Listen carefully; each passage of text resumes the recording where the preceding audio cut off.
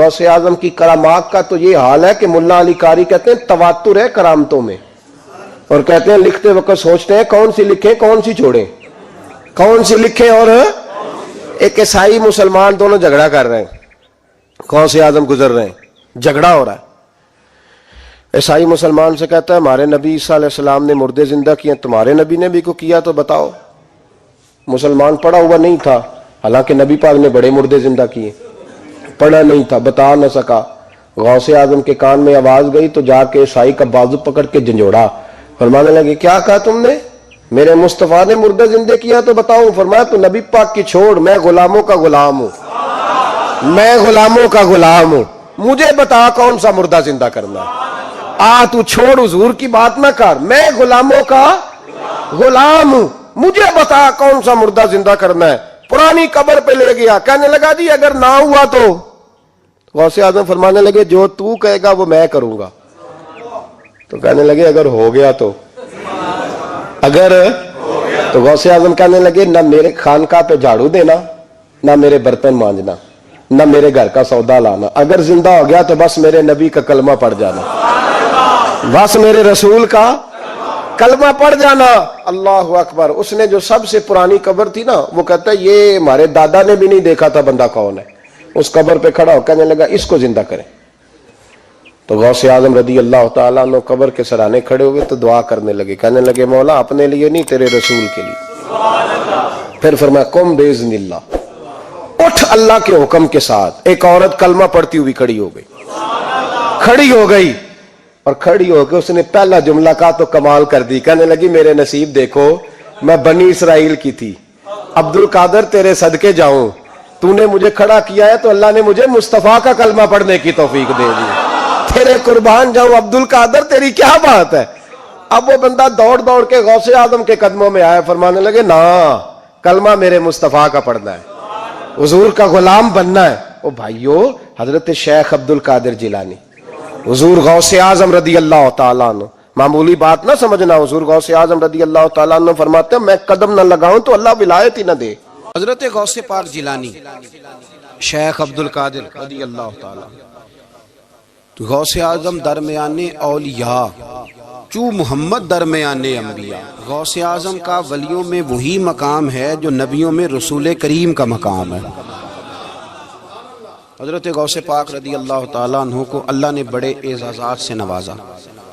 एक एजाज़ अल्लाह ने ये दिया कि माँ की तरफ से हुसैनी है, बाप की तरफ से हसनी सैयद, नाना भी अल्लाह के वली, दादा भी अल्लाह के वली, फूफी भी अल्लाह की बहुत बड़ी वली है, बहुत बड़ी वली। वालिद गिरामी, आपने वो सेब वाला वाक़या तो बड़ा ही सुना हुआ है, उस तरफ तो मैं नहीं जाता। माँ भी अल्लाह की बहुत बड़ी वली है। ये अल्लाह ना असबाब बनाता है, खुद माहौल बनाता है। आपके जो वालिद गिरामी थे उनका नाम था अबू साले सैयद मूसा जंगी दोस्त रहमतुल्लाह अलैह। बादशाह के कुछ सिपाही थे जो मटके उठा के जा रहे थे, और मटके थे शराब के भरे हुए, मटके उठा के जा रहे थे। हजरत सैयद मोहम्मद मूसा जंगी दोस्त रहमतुल्लाह अलैह भी करीब से गुजरे। ये क्या है भाई, बदबू से समझ तो गए, तस्दीक के लिए पूछा क्या है। उन्होंने कहा जनाब ये बादशाह का सामान लेके जा रहे हैं। आप तो झंडे वाली गाड़ी को वैसे नहीं ना पूछ सकते, सवाल ही नहीं पैदा होता। आप चूंकि जमहूरी लोग हैं, आपने तो बस दफ्तर बनाना है, जब इलेक्शन होगा ना अपने दरवाजे के सामने सारे मोहल्ले से लड़ाई लेनी है कि वोट मेरे आके दें। फिर ठीक 1.5 महीने के बाद सजदा साफ भी कर जाते हैं, बंदा गलत सी मैंने पता ही नहीं लगा। तो ये पहले सोचना था थोड़ा सा, सही बिला वजह इलेक्शन तो रोज कभी कभी आएगा, तो हमने एक जगह तो रोज रहना, एक दूसरों से झगड़े करना और माज़ अल्लाह ताला गीबतें करना, इज्जतें उछालना, ये मुसलमान का शेवा नहीं है।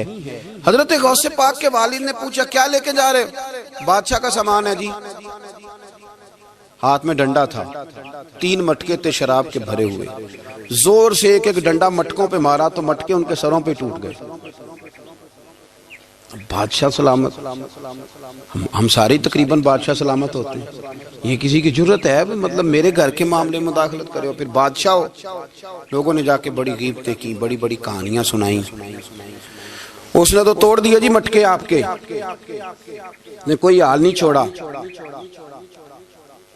تو بادشاہ کہنے لگا بلاؤ سید موسیٰ پاک جنگی دوست رحمت اللہ علیہ کو بلا لیا۔ تو کہنے لگے بادشاہ تمہیں پتا تھا مٹکے کس کے ہیں؟ آپ فرمانے لگے پتا تھا مجھے۔ کہا کیوں توڑے؟ فرمایا اس لیے توڑے کہ مجھے تیرے اوپر رحم آ گیا تھا، تو اگر شراب پیے گا تو دوزخ میں جلے گا، مجھے رحم آیا تھا میں نے توڑ ڈالے۔ تو کہنے لگا آپ کون ہیں؟ تو آپ فرمانے لگے میں محتسب ہوں، میری حساب کتاب لینے کی ڈیوٹی ہے، محتسب ہوں، غلط آدمی کا حساب کروں گا۔ تو بادشاہ کہنے لگا کس نے ڈیوٹی لگائی آپ کی؟ فرمانے لگے میری ڈیوٹی میرے رب کریم نے لگائی ہے، میری ڈیوٹی اللہ نے لگائی ہے۔ تأمرون بالمعروف وتنہون عن المنکر، مسلمان کے ذمے ہے اچھائی کا حکم دے گا، برائی سے روکے، یہ ذمہ داری ہے میری، اللہ نے ڈیوٹی لگائی ہے۔ بادشاہ پہ اتنا روب طاری ہوا کہ کہنے لگا حضور آپ کی بڑی مہربانی، آپ نے یہ کام کیا۔ کہنے لگا جناب اگر آپ اجازت دیں تو میں بھی آپ کو محتسب نہ بنا دوں، آپ میرے وزیر بن جائیں، کوئی بندہ اس طرح کا کام کرے تو اسے روکیں۔ تو آپ فرمانے لگے نہیں، تو اپنی نوکری سنبھال کے رکھ، جسے اللہ ڈیوٹی پہ لگائے اسے پھر بندوں کی ڈیوٹیاں نہیں کرنی چاہیے۔ یہ اعزاز اللہ نے انہیں دیا، یہ شان رب کریم نے عطا فرمائی۔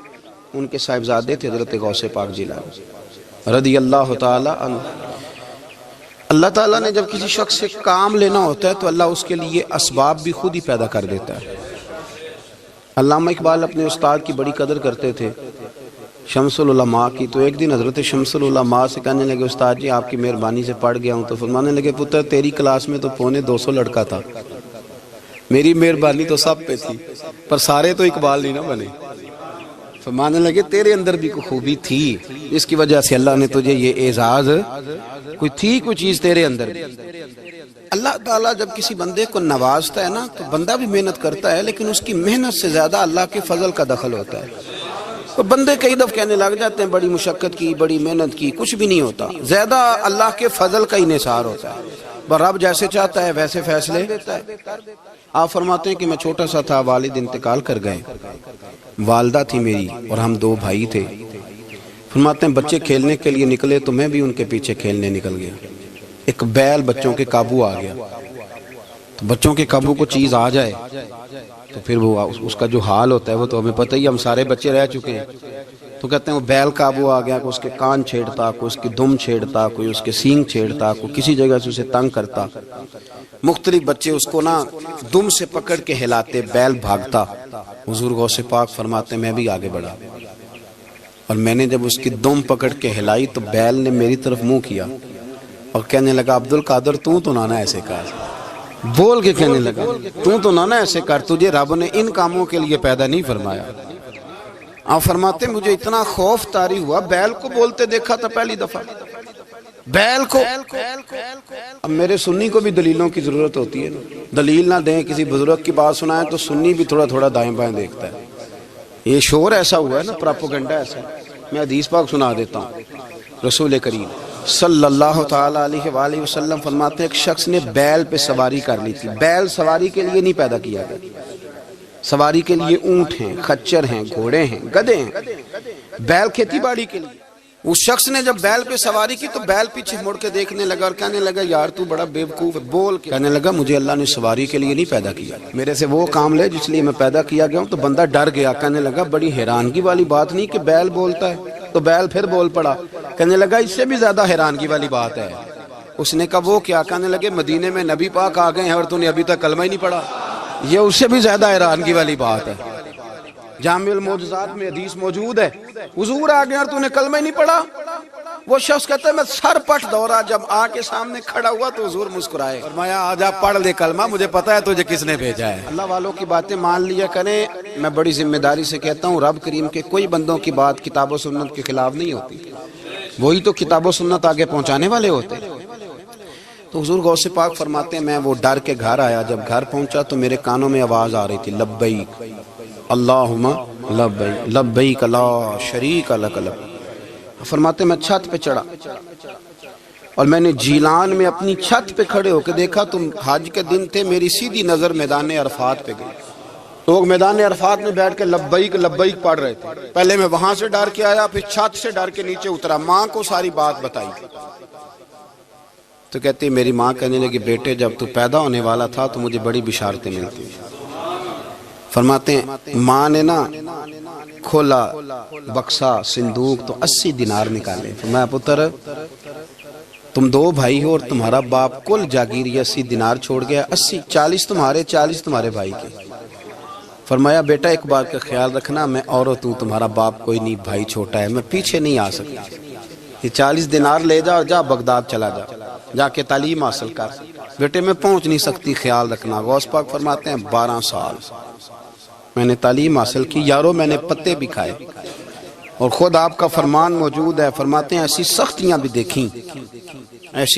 بھی دیکھیں کہ پتھروں اور پہاڑوں پہ گزرتی تو شاید پگھل جاتے لیکن میں نے اپنے نبی کا دین پڑھا. اب تو پیر کے گھر میں جو پیدا ہوتا ہے وہ علم لدنی والا ہوتا ہے. کہتے ہیں صاحب دا پتر ہے او خدا کے بندے صبر کر. اگر غوث پاک حسنی حسینی سید ہو کے باقاعدہ پھٹی پہ بیٹھ کے پڑھتے ہیں تو کس پیر کا مرید ہو گیا جسے علم ہی کوئی نہیں جو جاہل آدمی ہے. یہ ضروری ہے علوم دینیاں ضروری ہیں اس کے بغیر کام نہیں چلتا. اور غوث پاک رضی اللہ تعالیٰ عنہ کی آپ پوری زندگی پڑھ کے دیکھ لیں. غوث پاک تمام اولیاء کے امام ہیں ساری زندگی. غوث اعظم سے کسی نے پوچھا آپ نے سب سے زیادہ دین کا کام کس طرح کیا تو فرماتے ہیں تقریر کے ذریعے. اب تقریر کرنے والا مولوی ہوتا ہے اور تویز دینے والا سبحان اللہ. غوث پاک رضی اللہ تعالیٰ عنہ فرماتے ہیں میں نے دین کا سارا کام کس ذریعے سے کیا ہے. ہفتے میں 3 جلسے کرتے تھے اور 70 ہزار کا مجمع ہوتا تھا اور بغیر لاؤڈ سپیکر کے تقریریں ہوتی تھی. اور فرماتے ہیں جیسی سمجھ پہلے بندے کو آتی تھی ویسی آخری والے کو آتی تھی. لوگوں نے کہا حضور یہ کرم کیسے ہوا. فرمانے لگے میں نے جب تعلیم حاصل کر لی تو بولنا آتا ہی نہیں تھا تو میں بڑا پریشان ایک دن سو گیا تو خواب میں رسول کریم کا دیدار نصیب ہوا. فرمایا تیری تو واز کیا کر تیرے واز سے لوگوں کو فائدہ ہوگا. یا رسول اللہ میں اجمی بندہ ہوں لوگوں کے سامنے کیسے بات کروں گا. تو حضور نے فرمایا منہ کھولنا ذرا. کہتے میں نے منہ کھولا تو محبوب نے 7 دفعہ لعاب دہن ڈالا میرے منہ میں. آپ فرماتے ہیں پھر بولتا میں تھا اثر کوئی اور پیدا کر دیتا. حضور غوث پاک رضی اللہ تعالیٰ عنہ نے 40 سال دین کا کام کیا. صبح کے وقت فقہ کا درس دیتے تھے فجر کے بعد کچھ دیر کر ناشتہ کرتے سو جاتے پھر آ کے مدرسے میں پڑھاتے باقاعدہ بچوں کو. غوث پاک رضی اللہ تعالیٰ عنہ کی سیرت پر آپ ساری کتابیں پڑھ لیں ساری کتابیں لو. میں نے بھی بڑا ہی دعویٰ کر دیا یعنی ساری کتابیں جتنی اب تک چھپی ہوئی ہیں ساری پڑھ لو. کہیں نہیں ملے گا کہ ہم غوث پاک کے آستانے پہ گئے. غوث پاک کسی بندے نے یہ نہیں کہا ہم غوث پاک کے آستانے پہ گئے غوث پاک کے دربار پہ گئے. سب نے یہی لکھا ہے کہ ہم حضور غوث پاک کے مدرسے میں گئے. ہمارے نا مدرسوں میں سبق تقسیم ہوتے ہیں. سال جب شروع ہوتا ہے نا تو سبق تقسیم ہوتے ہیں. ہمارے مدرسے میں بھی تقسیم کرتے ہیں ہمارے مولانا. آپ حدیث پاک پڑھائیں گے فلانا استاد منطق پڑھائے گا فلانا فلسفہ پڑھائے گا فلانا یہ سبق تقسیم ہوتا ہے. فلانا قرآن فلانا حدیث فلاں فقہ. تو غوث اعظم کے مدرسے کے جو ناظم تعلیمات تھے وہ کہنے لگے حضور سبق بانٹنا ہے تو آپ کو کون کون سے سبق دے دیں کون کون سا پیریڈ پڑھائیں گے. تو آپ فرمانے لگے نہیں پیریڈ رہنے دو. حضور پھر فرمایا اس طرح کرو لائق بچے تم رکھ لو اور نلائق سارے مجھے دے دو. میں جانوں اور نلائق جانے. نلائق سارے میرے. غوث پاک رضی اللہ تعالیٰ نلائق سارے رکھ لیے کند ذہن. اور حضور غوث پاک ان کو اسباق پڑھایا کرتے ان پر محنت کرتے. فجر کے بعد فقہ کا درس 10 بجے مدرسے کی کلاس. زور کے بعد حدیث پاک کا درس. مغرب کے بعد تفسیر بیان کرتے. بانج علموں جو کرے فقیری وہ کافر مرے دیوانہ. اور عشاء کی نماز کے بعد ہفتے میں 3 جلسوں سے خطاب. اور یہ سارے کام کر کے نا تو پھر بھی غوث اعظم جب دنیا چلی جاتی تو وضو کر کے مصلی پہ بیٹھ جاتے اور 40 سال بیت گئے ساری رات اللہ کی بارگاہ میں عبادت کرتے. 40 سال حضور غوث پاک کو اللہ نے بڑا اعزاز دیا. کتابیں لکھی ڈیوٹی کی محنت کی کوشش کی پوری دنیا میں. میں پہلے بھی بتا چکا ہوں پھر بتاتا ہوں. یہ جو صلاح الدین ایوبی کا بہت نام لیتے ہیں نا بہت بڑے مجاہد تھے. صلاح الدین ایوبی کے ساتھ 70,000 کی فوج تھی. سارے کے سارے غوث پاک کے مرید تھے. صلاح الدین ایوبی نے حضور غوث پاک کی زیارت نہیں کی پر تعلیم غوث پاک کے مدرسے میں حاصل کی. اس کو بڑا شوق ہو نا کتابیں دیکھنے کا وہ میرے پاس آئے میں دکھاؤں گا انشاءاللہ. صلاح الدین ایوبی حضور غوث پاک کے مدرسے کا طالب علم ہے. یہ آپ کے ملک میں 2-3 دن سے رٹا چل رہا ہے وکیلوں کا، ڈاکٹروں کا، کل سے یونیورسٹی کا بھی چل گیا ہے. یہ لڑائی کسی مولوی 2 گروپوں میں ہوئی ہوتی نا، چلو نام بولو، میں نے پتہ ہے اگلی گل دے، کسی مولویوں کے 2 مدرسوں میں ہوتی نا تو جو طوفان اٹھنا تھا نا ہر چوک میں، مولوی لڑاندے بڑا لے یہ بڑی.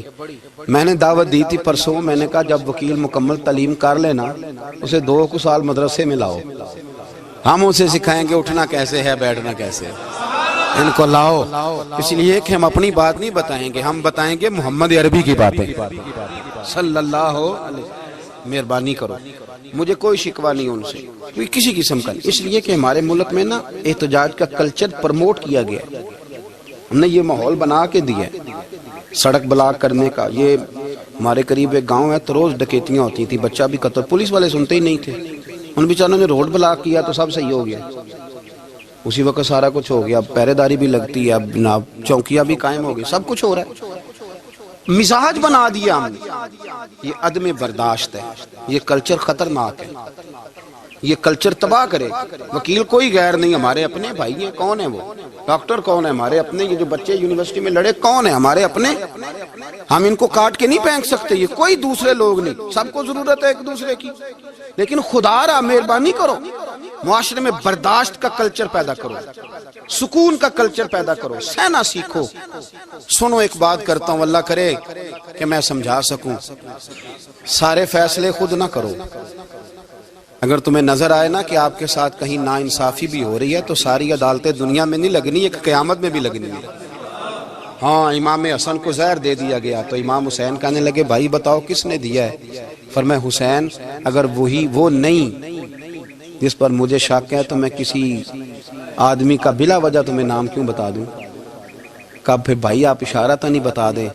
تو فرمایا حسین اگر وہی ہے نا جس پر مجھے شک ہے تو پھر بھی میں نے فیصلہ اپنے رب پہ چھوڑ دیا. فرمایا میرے رب سے زیادہ بہتر فیصلے کرنے والا کوئی موجود؟ کچھ فیصلے اللہ پہ چھوڑ دیں. آپ یقین کریں آپ کو بڑا ہی مزہ آئے گا، آپ کو سکون آئے گا زندگی میں. کچھ فیصلے اللہ پہ چھوڑو، برداشت کا کلچر پرموٹ کریں اس وطن کے اندر. یہ بڑا پیارا ملک ہے، اس میں برداشت کا کلچر پیدا کریں. وکیل کو ہر وقت ڈاکٹر کی ضرورت، ڈاکٹر کو ہر وقت وکیل کی ضرورت ہے. ہم ایک دوسرے کے بغیر دیکھیں نا، میں نے آئین بھی رکھا ہوا ہے پاکستان کا، لیکن اس کے باوجود کوئی مسئلہ بن جائے تو میں کسی وکیل صاحب کو فون کرتا ہوں. میرے دوست ہے، میں پوچھتا ہوں کہ یار یہ مسئلہ ہے، اس کا کیا حل ہے؟ ہم مل کے رہتے ہیں معاشرے میں. برداشت کے کلچر کو پرموٹ کریں، پیار کریں، محبت بانٹیں.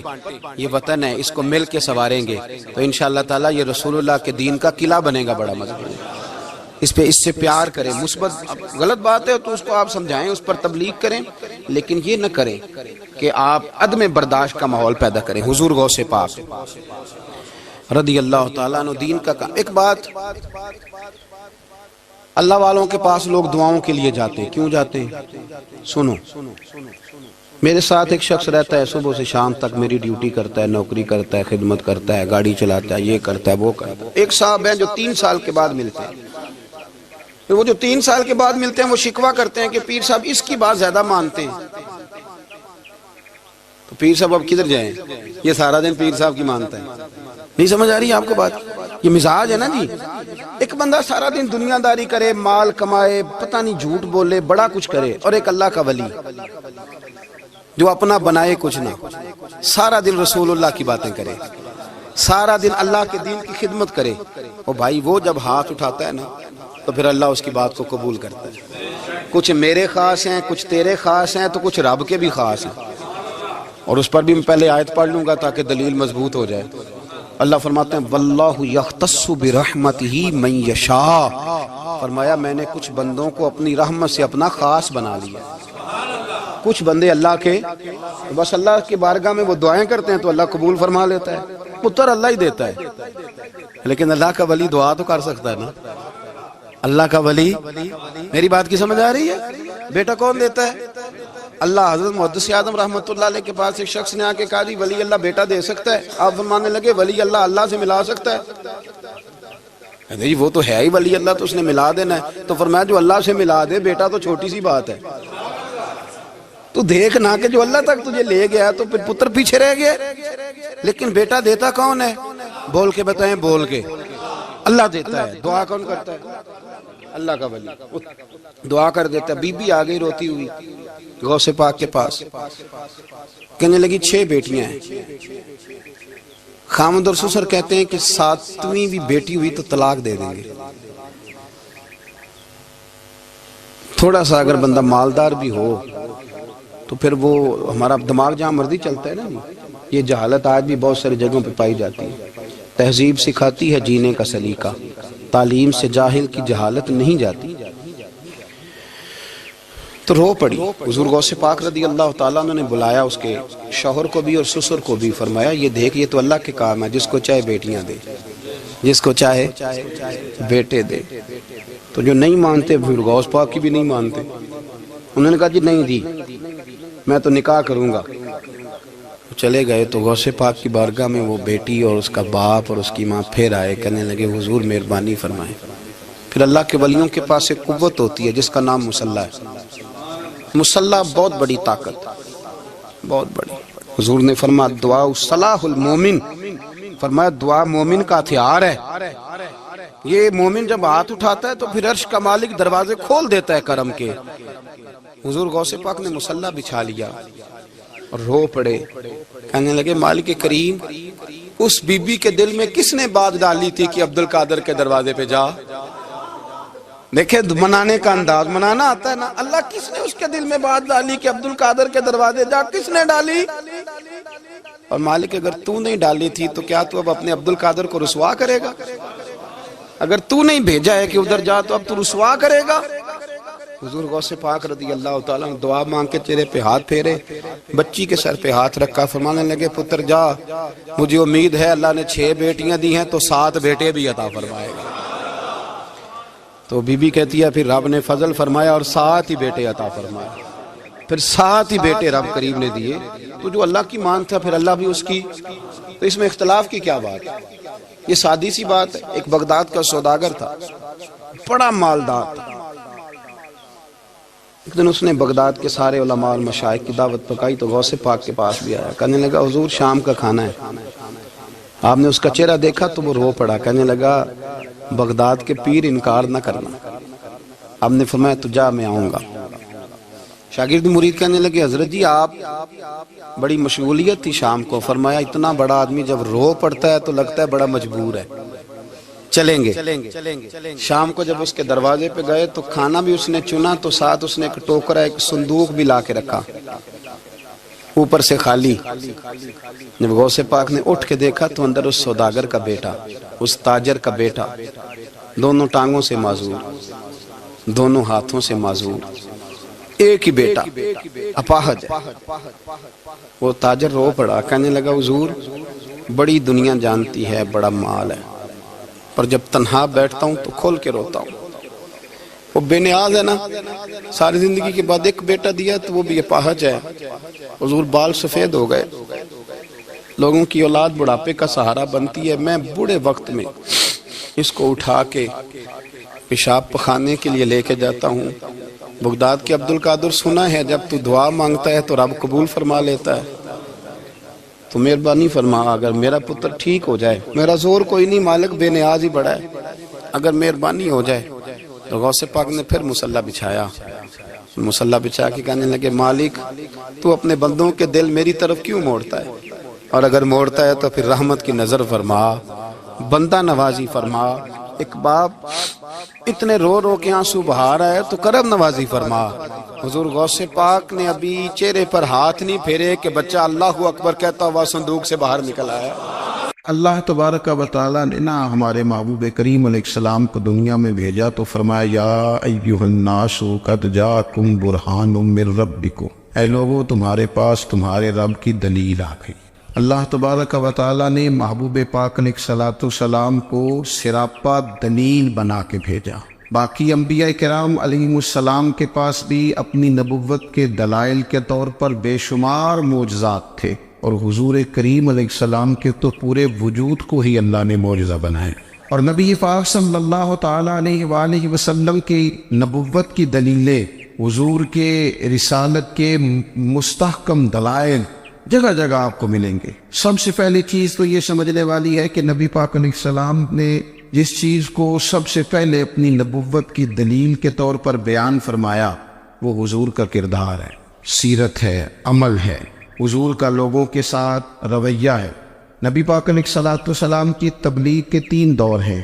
ایک تو حضور نے اپنے قول سے تبلیغ فرمائی، وہ 40 سال کی عمر سے محبوب نے اعلان فرمایا اور تبلیغ کی، اور ایک نبی پاک صلی اللہ تعالیٰ علیہ وسلم بالواسطہ حضور کی تبلیغ ہے جو آج تک جاری ہے۔ امت کے علماء، مشائخ، مبلغین حضور کے دین کو آگے پھیلا رہے ہیں، تو دراصل یہ بھی تبلیغ رسول پاک علیہ السلام ہی کی تبلیغ۔ اور ایک حضور کی تبلیغ کا دور ہے حضور کی پیدائش سے لے کر ولادت مبارکہ سے لے کر حضور علیہ السلام کے اعلان نبوت تک۔ اس دوران نبی پاک نے جو تبلیغ فرمائی ہے وہ اپنے کردار سے فرمائی۔ عرب کا وہ معاشرہ جو بڑا میلا کچیلا گدلا ہو چکا تھا، جس کے اندر سراسر مادہ پرستی کا زور تھا، جس کے اندر لوگ انسانوں کی خرید و فروخت کرتے تھے، جس کے اندر بیٹیوں کو زندہ دفن کر دیتے تھے، جس کے اندر جو آدمی جتنا زیادہ مضبوط ہوتا تھا اتنا زیادہ لٹیرا بن جاتا تھا، اس معاشرے کے اندر رسول کریم علیہ السلام نے 40 سال گزارے، اور اس طرح گزارے کہ جو بیگانے بھی تھے وہ بھی کہا کرتے تھے یہ صادق ہے، یہ امین ہے۔ اور جب حضور نے اعلان نبوت کیا تو فرمایا، یہ قرآن مجید کے لفظ ہیں، فرمایا فَقَدْ لَبِثْتُ فِيكُمْ عُمَرًا مِّن قَبْلِهِ أَفَلَا تَعْقِلُونَ، میں تمہارے بیچ عمر کا ایک حصہ گزار چکا ہوں، تمہیں عقل نہیں ہے،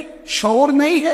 نبی کریم علیہ السلام نے اپنے کردار کو، اپنے عمل کو اپنی نبوت کی دلیل کے طور پر بیان فرمایا۔ وہ تو حضرت حلیمہ بھی فرماتی ہیں نا، جب میں نبی کریم علیہ السلام کو اپنے گھر لے گئی تو میرا اپنا بچہ بھی دودھ پیتا تھا، 2 میرے بیٹے ہو گئے، ایک میری یہ نسلی اولاد اور حضور میری رضائی اولاد۔ تو کہتی ہیں جب میں کریم محبوب علیہ السلام کو اپنے سینے سے لگاتی تھی تو حضور میرے ایک پستان سے دودھ پیتے تھے اور دوسرا اپنے بھائی کے لیے چھوڑ دیا کرتے۔ یہاں سے رسول کریم علیہ السلام نے کردار کے ذریعے تبلیغ اور پھر اعلان نبوت سے پہلے ایک تنظیم عرب کے جوانوں پر، عرب کے سرداروں پر مشتمل بنائی گئی، جس میں نبی کریم علیہ السلام نے بڑا حصہ لیا سرکار نے، اور بڑے اہم لوگوں کو شعور حضور نے عطا فرمائے۔ وہ اس جماعت کا فیصلہ تھا کہ ہم سارے جوان، سارے بڑے لوگ ملیں گے، یہ حضور کے اعلان نبوت سے پہلے کی بات ہے، ہم بڑے لوگ ملیں گے، کسی بڑے کو کسی چھوٹے پر ظلم نہیں کرنے دیں گے، کسی آدمی کو کسی غریب کا حق نہیں کھانے دیں گے۔ حضور علیہ السلام نے نا اپنی کردار سے، اپنے عمل سے،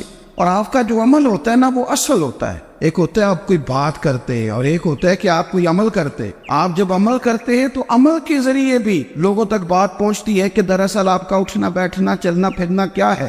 میرے رسول کریم علیہ السلام کا اٹھنا بھی ایک نبی کا، بیٹھنا بھی ایک نبی کا، بات کرنا بھی ایک نبی کا، معاملات زندگی کرنا بھی ایک نبی کا، لین دین کرنا بھی ایک نبی کا۔ ایک شخص کہتے ہیں میں نے اعلان نبوت سے پہلے حضور علیہ السلام سے کوئی چیز خریدی تھی اور میں نے عرض کیا تھا آپ یہاں تشریف رکھے، میں پیسے لے کے آتا ہوں، میں 3 دن کے بعد آیا۔ دیکھو یہ بات کرنی کتنی آسان ہے، بولنی کتنی آسان ہے، پر 3 دن یہاں میرے بھائی کو کسی شخص کو 2 گھنٹے انتظار کرنا پڑ جائے تو لوگ کہتے ہیں الانتظار وشد من القتل، یہ تو قتل سے زیادہ تکلیف والا معاملہ ہے، منتظر رہنا کسی کا۔ کہتے 3 دن کے بعد میں آیا تو میرے رسول کریم وہیں تشریف فرمایا، بس اتنا فرمایا یار تم نے مجھے بڑی تکلیف میں ڈال دیا، 3 دن ہو گئے یہاں رکے ہوئے۔ تو حضور نے اپنے کردار کو، اپنے عمل کو، اپنے معاملات کو سب سے پہلے اپنی نبوت کی دلیل کے طور پر پیش کیا۔ اسی لیے کیا خوب کہا تھا کہ جو تیری جان کے دشمن ہے وہ بھی کہتے ہیں، بظاہر تو آئے ہیں نا ہجرت کی رات جان لینے، لیکن امانتیں حضور کے گھر میں رکھی ہوئی ہیں، امانتیں کاشانہ نور پہ پڑی ہے۔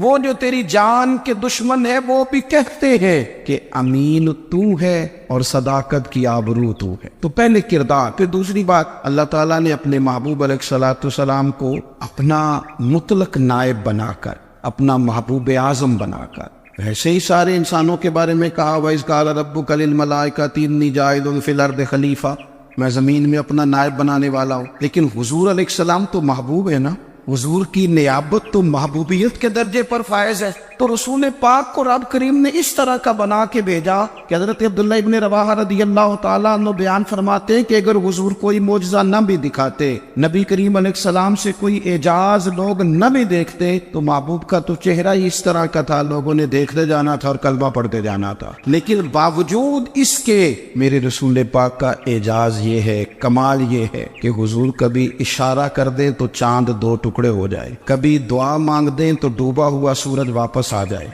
कभी महबूब गुजरने लगे तो पत्थर आप पर सलाम पड़े, कभी हुजूर पहाड़ पर चढ़ जाए तो पहाड़ वज्द में आकर झूमने लगे, महबूब का कभी नमाज पढ़ाते इरादा बन जाए तो अल्लाह ताला किबले का रुख ही तब्दील फरमा दे। क्या खूबसूरत सोच है और क्या नजरिया देते हैं बरेली के इमाम। फरमाते इजाबत का जोड़ा इनायत का सेहरा दुल्हन बन के निकली दुआए मोहम्मद, और इजाबत में झुक कर गले से लगाया बड़ी नाद से जब दुआए मोहम्मद। देखो खुदा की रजा चाहते हैं दो आलम, खुदा चाहता है रजाए मोहम्मद सल्लल्लाहु ताला अलैहि वसल्लम। और एक मकाम पे फरमाते हैं नाइबे दस्ते कुदरत पे लाखों सलाम, नाइबे दस्ते कुदरत पे लाखों सलाम। तो अल्लाह ताला ने नबी पाक सल्लल्लाहु अलैहि वसल्लम को जो एजाज। फिर एक और बात, हुजूर उम्मी है, दुनिया में आकर महबूब ने किसी से पढ़ा ही नहीं। मेरे महबूब ने जितना पढ़ा है रब करीम से ही पढ़ा है। अर्रहमान वल्लमल कुरान खलकल इंसान,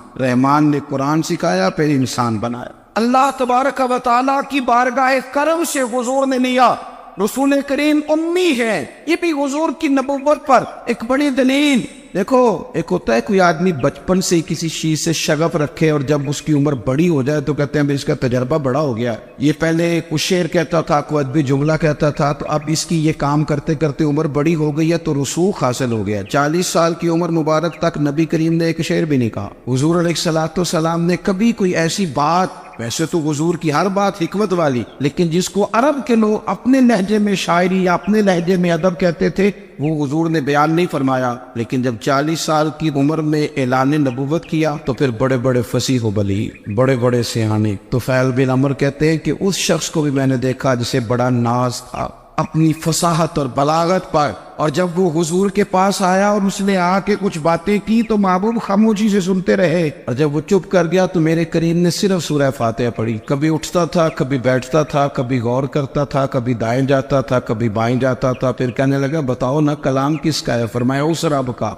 उस रब का, उस रब का जिसका मैं रसूल बन के आया हूँ। नबी करीम सल्लल्लाहु ताला अलैहि वसल्लम उम्मी है, लेकिन हुजूर ने कायनात के राजों से पर्दे हटा दिए। नबी करीम ने जीने के सलीके बता दिए। हुजूर ने हर शख्स को उसके मकसद हयात से आगाह कर दिया। नबी करीम अलैहिस्सलाम ने वो फलसफा हयात बयान किया कि लोगों को सिर्फ जीने में मजा नहीं आया, मरने में भी मजा आने लगा। लोग आगे बढ़ बढ़ के जाने पेश करने लगे, अपनी औलादें कुर्बान कर, जो फलसफियों से खुल न सका और नुक्ता बरों से हल न हुआ, वो राज एक तैबा वाले ने बतला दिया चंद इशारों में। महबूब करीम उम्मी है, लेकिन हुजूर ने इस तरह दुनिया को सिखाया, इस तरह दुनिया को पढ़ाया, इस तरह हुजूर ने इल्म के चिराग और दीप रोशन किए कि क़यामत तक जिसे रोशनी मिलेगी ना उसे सिर्फ दरवाजा मुस्तफ़ा से मिलेगी, उसे रसूल करीम अलैहिस्सलाम के तारे दौलत से मिले। कुछ लोगों ने कहा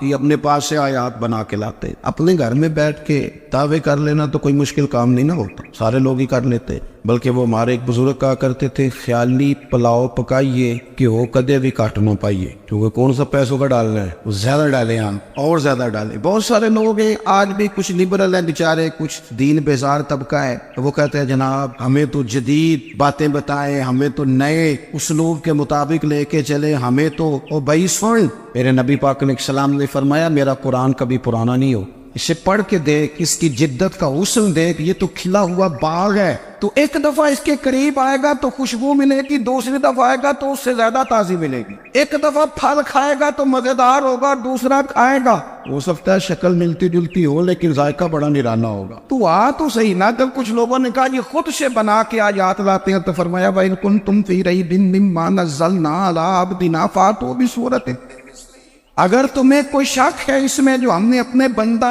خاص میں نازل کیا ہے تو تم بھی اس جیسی ایک آیت بنا کے لاؤ. اور چلو چیلنج کھلا دے دیا, فرما وَادْعُوا شُهَدَاءَكُم مِّن دُونِ اللَّهِ, اللہ اور اللہ والوں کو چھوڑ دو. تفسیری ترجمہ عرض کر رہا ہوں, یعنی صحابہ کو چھوڑ دو, حضور کے ماننے والوں کو چھوڑ دو, باقی ساری دنیا کے کافر اکٹھے ہو جاؤ, ایک آیت بس قرآن جیسی لے کے آؤ, ایک آیت لے کے آؤ. ان کنتم صادقین, اگر تم سچے ہو. جوانوں سنو, کہا ایک آیت, اور یہ چیلنج آج تک قرآن مجید کا موجود ہے, آج تک. وَإِن كُنتُمْ فِي رَيْبٍ مِّمَّا نَزَّلْنَا عَلَىٰ عَبْدِنَا فَأْتُوا بِسُورَةٍ مِّن مِّثْلِهِ, تم قرآن کے مقابلے کی ایک صورت لے کے آؤ اور سارے حمایتی اکٹھے کر لو اپنے. ان کنتم صادقین, اگر تم سچے ہو.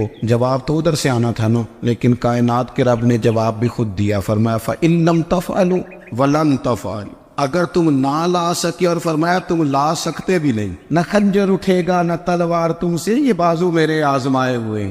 وَلَن تَفْعَلُوا, تم لا بھی نہیں سکتے. فَاتَّقُوا النَّارَ الَّتِي وَقُودُهَا النَّاسُ وَالْحِجَارَةُ, پھر اس آگ سے ڈر جاؤ جس کا ایندھن آدمی اور پتھر ہے. اعدت للکافرین, بنائی کافروں کے لیے. مومنوں کے لیے تو رب نے جنت بنائی ہے. اعدت للکافرین, یہ دوزخ اللہ نے کن کے لیے بنائی ہے؟ اعدت للکافرین کہتا ہے کافر کے لیے بنایا. تو اللہ تبارک و تعالیٰ نے میرے رسول پاک صلی اللہ تعالیٰ علیہ وسلم کو وہ کتاب عطا فرمائی, اور پھر حضور کی فصاحت و بلاغت, معرفت. دیکھو, ایک ہوتا ہے گھنٹوں باتیں کرنا, ایک ہوتا ہے کئی والیم پر مشتمل, کئی جلدوں پر مشتمل کتب کا لکھنا, اور ایک ہوتا ہے کسی بندے کا ایک بات کرنا اور سامنے والے کی طبیعت کو اتنا جگا دینا کہ اگلی بات فوراً ہی اس کی سمجھ میں آ جائے. اور حضور نہ کسی کی انا کو نہیں جگاتے. ہم بعض اوقات کسی سے خطاب کرتے ہیں, بات کرتے ہیں, تو سامنے والے کی انا کو جگا دیتے ہیں, ٹھیس پہنچاتے ہیں. وہ کہتا چل پھر تگڑا ہو جا, میں بھی آیا. حضور انا نہیں جگاتے تھے, میرے نبی پاک ضمیر جگاتے تھے, تاکہ وہ شخص فیض حاصل کر سکے, اسے کچھ ملے. نبی کریم کا جو انداز تکلم ہے وہ اس طرح کا ہوتا تھا کہ انسان خود بخود کھل اٹھتا تھا کہ مطلب یہ بات ہونے کیا لگی ہے, مطلب حضور کیا فرمانے لگے. نبی کریم صلی اللہ تعالی علیہ وسلم, ایک دن محبوب کریم نے صحابہ کے دیے حضور کی فصاحت و بلاغت دیکھے, فرمایا محبوب نے کتنا نادان ہے وہ شخص جو اپنے ماں باپ کو گالی دے. کھلی ہو گئی لوگوں کی آنکھیں, کان کھڑے ہو گئے کہ یا رسول اللہ کون ایسا بدبخت ہے جو ماں باپ کو گالی دے گا. اب جب سوالات ذہنی سطح پر پوری طور پر ابھر گئے نا, تو اب رسول کریم نے بات سمجھائی. یہ ہے فصاحت و بلاغت, تیرے آگے ہے یوں دبے نچے. فصحا عرب کے بڑے بڑے, کوئی جان منہ میں زبان نہیں بلکہ جسم میں جان نہیں. یا رسول اللہ کون ایسا نالائق ہے جو ماں باپ کو گالی دے. اب جب ذہنی سطح یہاں تک ابھر آئی تو اب حضور نے سمجھایا, اور میں جب تم کسی کے ماں باپ کو گالی دو گے نا, تو وہ بھی تو جواب میں تمہارے ماں باپ کو دے گا نا. تو فی نفس ہی یہ تم نے خود ظلم کیا ہے اپنے ماں باپ. کیوں تم نے ایسا لہجہ اختیار کیا کہ جس سے سامنے والے کی انا جاگ جائے اور وہ تمہارے مقابلے میں آ کر کے کھڑا ہو جائے؟ کیوں تم نے اس طرح کے انداز اختیار کیے کہ جس سے سامنے والا بھی سارے پنجے کھڑے کر کے باہر نکل آیا کہ آ جاؤ پھر میں بھی میدان میں حاضر ہوں. رسول کریم کی فصاحت بلاغت دیکھیں نا, حضور 2-4 جملوں میں ساری بات سمجھا جاتے. ایک حدیث پاک اگر ہماری سمجھ میں آ جائے, ایک روایت نبی پاک صلی اللہ تعالی علیہ وسلم نے فرمایا, خوبصورت مسلمان وہ ہے جو بے مقصد باتوں کو چھوڑ دے. لو, اس سے پوری زندگی سجائی جا سکتی ہے ایک جملے سے. کوئی لمبی چوڑی باتوں میں جانے کی ضرورت نہیں. کہا خوبصورت مسلمان یہ ہے جو بے مقصد باتوں کو چھوڑ دے, نا یعنی باتوں کو. کیا کہتے ہیں ہمارے دیہات کے لوگ, جڑے پنڈ جانا نہیں اودا راہ پوچھنے دی. لیکن آج کل لوگ باز آندے, یعنی جس بات کا بالکل تعلق نہیں نا وہ بات بھی کرتے جاتے, جس کا شعبہ ہی نہیں وہ بھی چھلانگ لگا کے اس میں آ جاتا ہے. ہم اپنا وقت ضائع کرتے, اپنی صلاحیتیں ضائع کرتے, اپنا نقصان کرتے. ہم اپنا کام صحیح کر کے نہیں کرتے اور دوسری ساری دنیا کو ٹھیک کرنا چاہتے ہیں. او بھائی, آپ جس جگہ جس شعبے سے تعلق رکھتے ہیں آپ اپنے معاملات میں مضبوطی پیدا کریں. حضور نے اپنی فصاحت کے ساتھ, بلاغت کے ساتھ لوگوں کو قائل کیا, اور قرآن مجید کی تاثیر کا یہ اثر میرے کریم رسول نے دکھایا کہ رات کو جب حضور بیٹھ کے قرآن پاک پڑھتے تھے نا, جب یاسین والے نبی خود یاسین کی تلاوت کریں, جب طٰہٰ والے محبوب خود طٰہٰ کی تلاوت کریں, غور کرو نا, جب مدثر والے محبوب خود ان جملوں کو ادا کریں, یعنی جن کے بارے میں آیت آئی ہے, جب وہی یہ آیت پڑھیں کہ انا اعطیناک الکوثر, یعنی جن کا ذکر ہو رہا ہے, جب وہ یہ بات کریں کہ یا ایھا النبی انا ارسلناک شاہدا ومبشرا ونذیرا لتؤمنوا باللہ ورسولہ وتعزروہ وتوقروہ وتسبحوہ بکرۃ واصیلا، جن کے بارے میں آیت آئی ہے جب وہ یہ کہہ رہے ہوں کہ ورفعنا لک ذکرک، جب وہ کہہ رہے ہوں والضحیٰ واللیل اذا سجا، ذرا اس کیفیت کو دیکھیں جب محبوب خود پڑھ رہے اور جو حضور پر آئی ہے اس کا ذائقہ، اس کا لطف، اس کا انداز، بھلا کیا ہوگا۔ حضور جب رات کو پڑھتے تھے نا قرآن پاک تو جو پکے کافر تھے نا، ابو جہل جیسے لوگ، وہ بھی جھاڑیوں میں چھپ چھپ کے مدینے والے کی تلاوت سنا کرتے، حضور کی تلاوت سنا کرتے تھے۔ یہی بہتر ہے کہ پردوں میں وہ پردہ پوش رہے، وہ اگر پردے ہٹا دے تو کسے ہوش رہے۔ رسول کریم علیہ السلام کی تلاوت کا سننا، قریب جانا، یہ اعجاز ہے۔ حضرت فاروق اعظم کہتے ہیں میں طبیعت کا بڑا ڈاڈا تھا، مزاج کا بڑا سخت تھا، زندگی ہمیشہ ڈٹ کر گزاری، باتوں پر کھڑا رہنا آتا تھا، پر جب میری بہن نے مجھے چند آیتیں سنائی نا تو میں تڑپ ہی گیا۔ کروں آیا سا مار مقامنے نو، ان مینو مار دے لے چلو، اوے متے عمر دی عمر برباد ہو جائے جتھے عمر سوار دے لے چلو۔ یہ اعجاز ہے رسول کریم صلی اللہ تعالی علیہ وسلم پر نازل ہونے والی کتاب کا۔ پھر حضور نے خبریں دی، نبی پاک نے خبریں دی۔ حضور نے فرمایا روم فتح ہوگا، وہ ہوا۔ نبی کریم علیہ السلام نے فرمایا شام فتح ہوگا، تو شام فتح ہوا۔ فرمایا ایران فتح ہوگا، تو ایران فتح ہوا۔ سراقہ بن مالک کہتے ایک گاؤں پر بھی مسلمانوں کی حکومت نہیں تھی، ایک گاؤں پر۔ حضور مکہ مکرمہ سے نکل رہے تھے، مدینہ طیبہ تشریف لے جا رہے تھے، ابھی راستے میں تھے، میں 100 سرخ اونٹوں کے لالچ میں معاذ اللہ حضور کو گرفتار کرنے پہنچ گیا۔ محبوب نے حکم دیا، حضور کا معجزہ میں نے آنکھوں سے دیکھا، میرا گھوڑا زمین میں دھستا چلا گیا، میں نے معافی مانگی، حضور نے معاف کر دیا۔ میں نے سمجھا اچانک ہو گیا ہے، یہ منوانا بھی بڑا مشکل کام ہے۔ شجر و حجر پہچان گئے، انسان کی نظروں میں شاکی رہا۔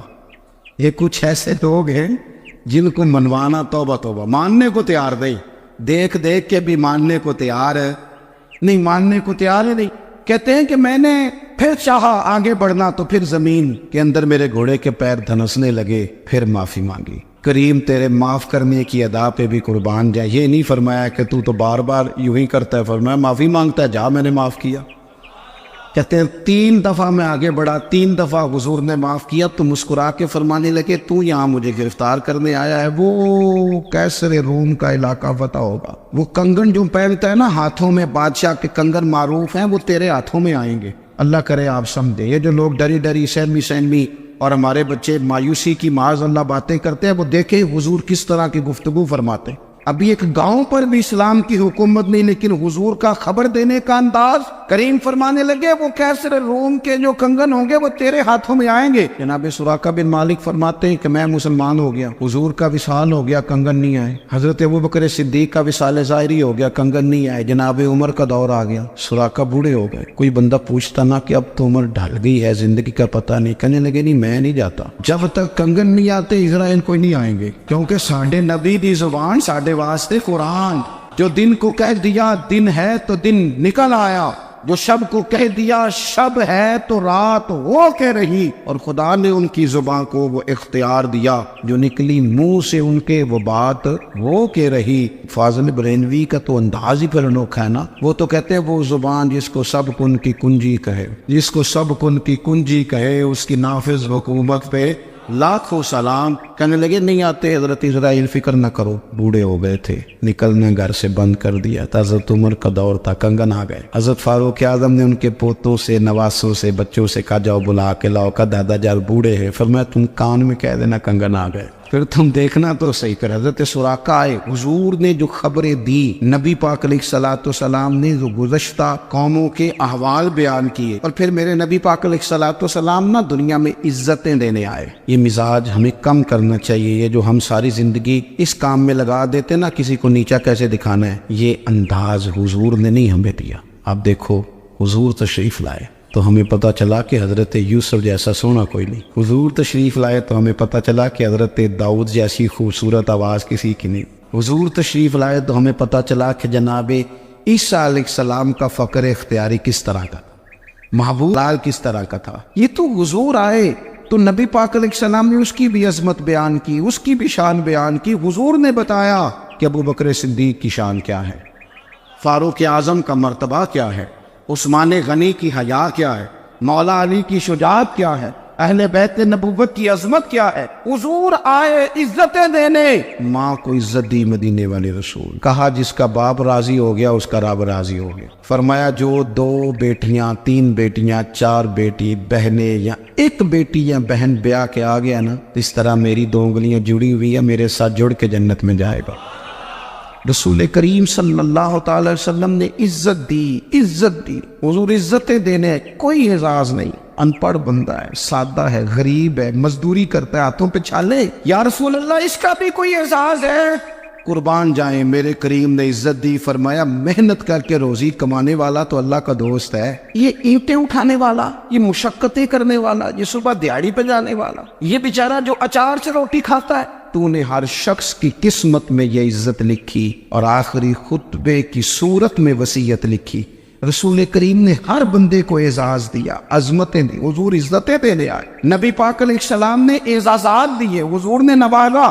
یہ ساری چیزیں میرے رسول پاک کی تشریح، اور پھر یہ جو حضور کے صحابہ اور اہل بیت ہے نا، یہ بھی میرے نبی پاک کی نبوت کی دلیل ہے۔ جنگ دی انقلاب آیا نہیں کرتے، وہ کل تک جو راہزن تھے حضور نے راہبر بنا دی۔ وہ لوگ جو کل تک ایک دوسرے کے گلے کاٹ کے کھاتے تھے، ایک دوسرے کو مارتے تھے، تکلیف پہنچاتے تھے، برادریزم پہ لڑتے تھے، حضور نے بھائی بھائی بنا دیے۔ ایک پلیٹ میں کھانا کھانے لگے، سیدنا بلال حبشی، صہیب رومی، سلمان فارسی، حضور نے یوں کر کے ملا دیا۔ نبی کریم علیہ السلام نے تقسیمیں ختم کر دی دنیا۔ حضور کے صحابہ نے اپنا کردار، اللہم صلی علی سیدنا و مولانا محمد بقدر حسنہ و جمالہ و جودہ و نوالہ و صحبہ و آلہ، اللہم صلی علی سیدنا و مولانا محمد معدن الجود والکرم و آلہ و صحبہ و بارک وسلم، یا ارحم الراحمین، یا ارحم الراحمین،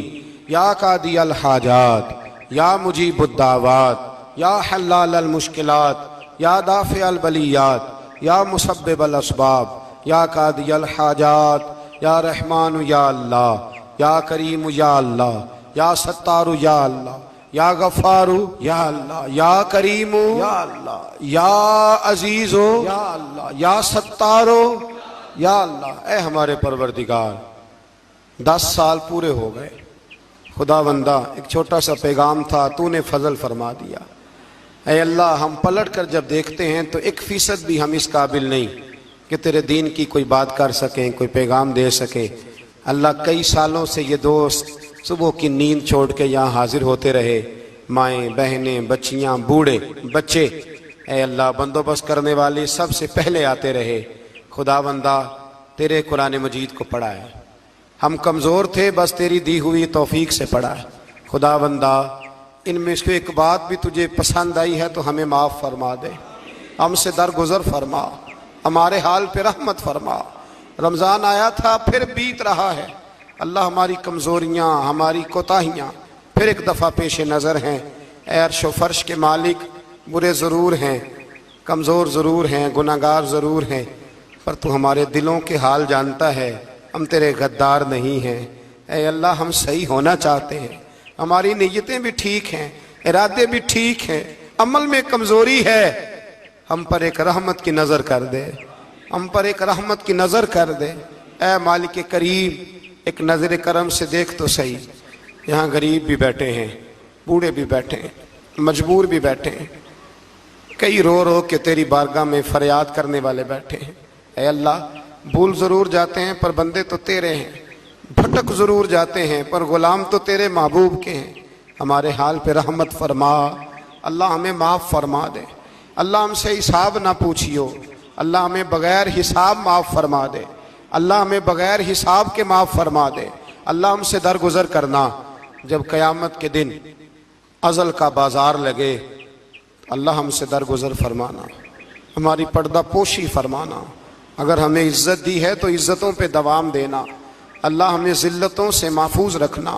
اے عرش و فرش کے مالک، میں تو نے بہت ساری نعمتیں نہ بغیر مانگنے کے دی ہیں، ہم کمزور تھے، تو نے صحت دی، ہم کمزور تھے، تو نے اولاد کی نعمت دی، پھولوں کی طرح کے خوبصورت بچے دیے، اے اللہ تو نے ہمیں وفادار قسم کے دوست دیے، اے اللہ پیار کرنے والے ساتھی دیے، ٹوٹ کر چاہنے والے دیے، اے اللہ تو نے بغیر مانگے ہمیں نیک صالح استاد دیے، بزرگ دیے، شیخ دیے، اے اللہ بغیر کسی لالچ کے پالنے والا باپ دیا، شفقت کے بازو پھیلانے والی ماں دی۔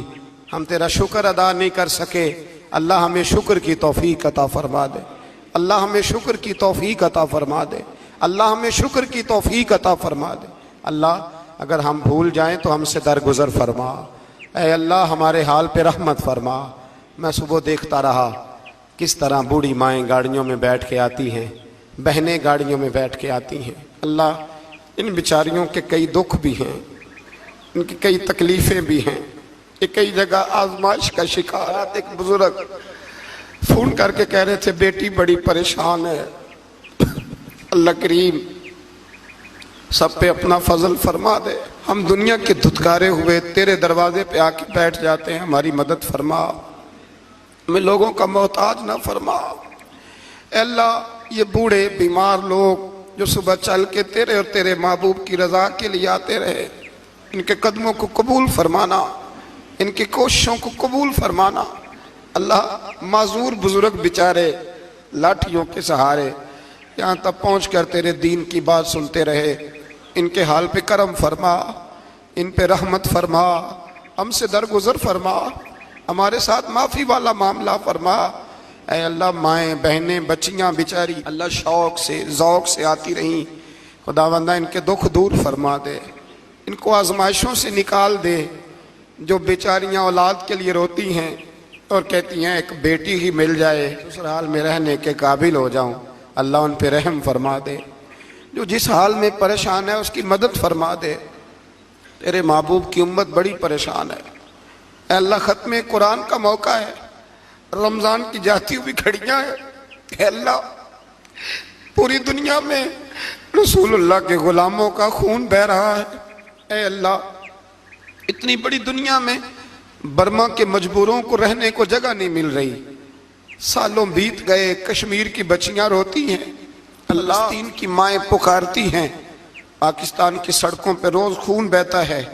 ہم نے بڑی بڑی کوشش کر کے بڑے بڑے لوگوں کے وعدوں پہ اعتبار کیا، اے اللہ اب تو ہماری مدد فرما، ہماری مدد فرما، غریبوں کی مدد فرما، یتیموں کی مدد فرما۔ اے اللہ جو سڑکوں پہ جھونپڑیوں میں ہیں ان کی مدد فرما، اے اللہ جو بیچارے چھابڑی فروش ہیں ان کی مدد فرما، جہاں جوان بچیاں ہیں ان کی مدد فرما۔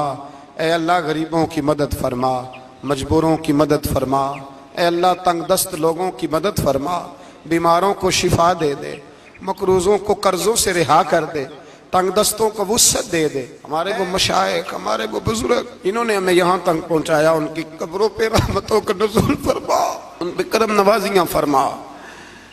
جن کے عزیز و رشتہ داروں میں سے کوئی دنیا سے چلا گیا ہے، اللہ جن کے ماں باپ رخصت ہو گئے ان کی قبریں نور سے بھر دے، رحمت سے بھر دے۔